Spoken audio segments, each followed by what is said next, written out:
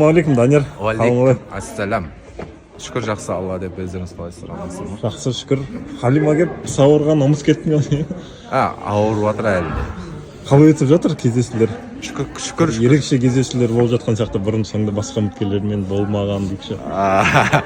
Шүкір болып жатыр. Енді бүгін Алла берсе ортадамыз.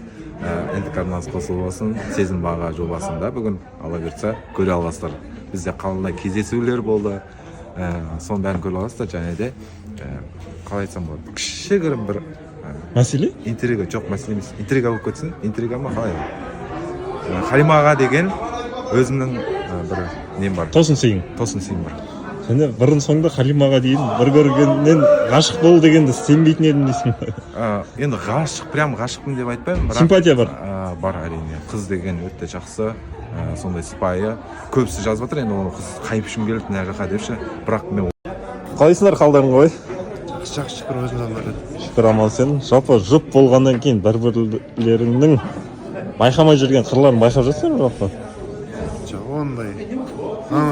Бұрын ұнамайтын мінездерін уже көрмейтін болды. Бір-біріңнің ба? Енді 1,5 жылдан бері танитын болған екен, біріміздің мінезімізді біліп қалдық, біріміздің уже қай кезде уже ашуланып тұратын, қай кезде несетін бәрін біліп алғанбыз ғой, уже оңайырақ болып жатыр бізге бірімізді наоборот тану. Кеше екі абысын пикник жасап берді.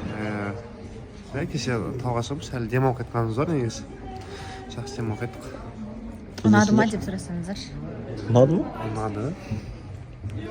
Ұнамаса да ұнады. Біз эфирда енді Ұнамаса да. эфирда айттық, сөзімізде тұрдық, жасадық. Енді бұл кісілерден күтеміз.